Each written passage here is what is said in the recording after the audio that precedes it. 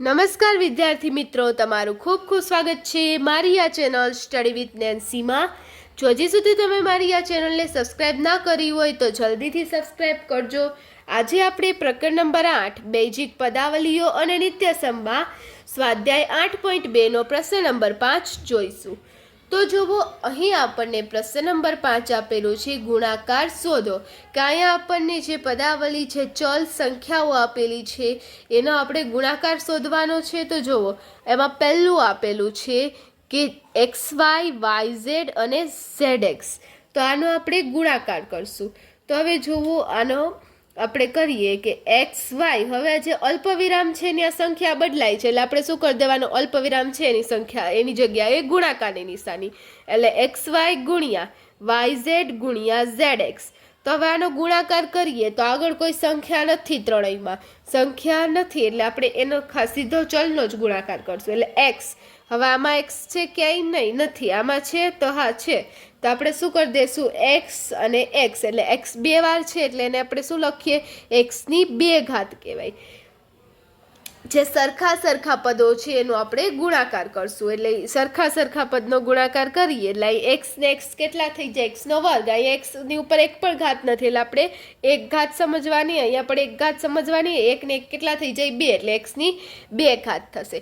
એવી જ રીતે y, તો અહીંયા y એક છે, અહીંયા y એક છે, એક ને એક કેટલા થશે, 2, એટલે y ની 2 ઘાત. એવી જ રીતે z એક છે અને અહીંયા પણ z એક છે, એટલે z ની 2 ઘાત.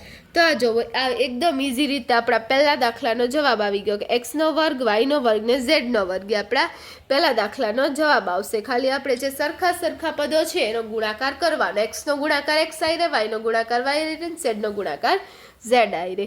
હવે પછી બીજું આપેલું છે, તો એમાં તમે જોશો કે બીજું શું આપેલું છે કે a માઇનસ એનો વર્ગ અને એની 3 ઘાત. તો હવે આમાં તમે જોશો એ ગુણ્યા, અહીંયા અલ્પવિરામની નિશાની છે ત્યાં ગુણાકાર મૂકશું, માઇનસ એનો વર્ગ ગુણ્યા એની 3 ઘાત. તો હવે જુઓ, આ ત્રણેય સંખ્યા છે એનો ગુણાકાર કરશું તો શું થશે કે અહીંયા એ ત્રણેય સંખ્યા કેવી છે, સરખી છે, એટલે આ ત્રણેયનો પરસ્પર ગુણાકાર થશે. ત્રણેય એ છે એટલે ત્રણેયનો ગુણાકાર થશે. તો આમાં પહેલાં શું કરવાનું કે અહીંયા એક પણ ઘાત નથી એટલે એક સમજવાનું. હવે જોવો, અહીંયા 1 ઘાત છે, અહીંયા 2 ઘાત છે ને અહીંયા 3 ઘાત છે, એટલે 1 ને 2 કેટલા થશે, 3, અને 3 ને 3 કેટલા થશે, 6, એટલે એની કેટલી 6 ઘાત આવશે, કારણ કે 1 ને 2 3, 3 ને 3 6, એટલે કુલ 6 થયા એ, એટલે એની 6 ઘાત. પણ હવે તમે જોશો કે અહીંયા માઇનસની નિશાની છે, તો અહીંયા માઇનસની નિશાની છે એટલે અહીંયા પણ કેની આવશે, માઇનસની નિશાની આવશે, એટલે જવાબ શું આવશે, માઇનસ એની 6 ઘાત. હવે જુઓ, 2 વખત માઇનસની નિશાની હોત ને તો માઇનસ માઇનસ પ્લસ થઈ જાત, પણ આમાં કેટલી વાર છે, 1 વખત માઇનસની નિશાની છે, એટલે શું આવશે, માઇનસ એની 6 ઘાત આપણો જવાબ આવશે. પછી એના પછી ત્રીજો દાખલો જોઈએ કે 2 4y 8y નો વર્ગ 16y ની 3 ઘાત. તો આમાં પણ એવી જ રીતે ગુણાકાર કરશું કે 2 ગુણ્યા 4y ગુણ્યા 8y નો વર્ગ ગુણ્યા 16y નો ઘન. તો આમાં શું આપણે કરવાનું કે પહેલાં જે સંખ્યા છે એનો પરસ્પર ગુણાકાર કરી દેવાનો કે 2 ગુણ્યા 4, એટલે 4 દૂને કેટલા થશે, 8. હવે 8 ગુણ્યા 8 એટલે 64. હવે 64 ગુણ્યા 16 તમે આ સાઈડમાં કરશો એટલે 64 ગુણ્યા 16 કેટલા થાય, 1024. એટલે પહેલા સંખ્યાઓનો ગુણાકાર કરી દેવાનો. હવે પછી આ y નો ગુણાકાર કરશું, ચલનો, એટલે y ગુણ્યા y નો વર્ગ ગુણ્યા y ની 3 ઘાત, એટલે y આ 1 છે, 1 ને 2 3, 3 ને 3 6, એટલે y ની 6 ઘાત, 1024 y ની 6 ઘાત. તો આપણા ત્રીજા દાખલાનો જવાબ આવી ગયો. એના પછી ચોથો દાખલો જોઈએ. તો જુઓ, ચોથો દાખલો આપેલો છે a 2b 3c અને 6abc. તો હવે આનો ગુણાકાર કરવો છે તો આપણે લખશું a ગુણ્યા 2b ગુણ્યા 3c ગુણ્યા 6abc.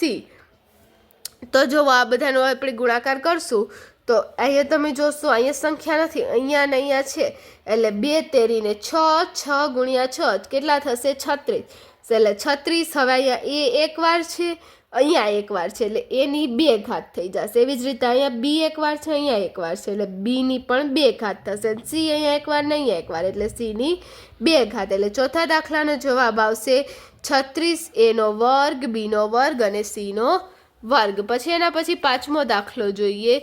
તો અહીંયા જુઓ, પાંચમો દાખલો આપેલો છે કે a માઇનસ એમ, પછી -mn, પછી છે mnp.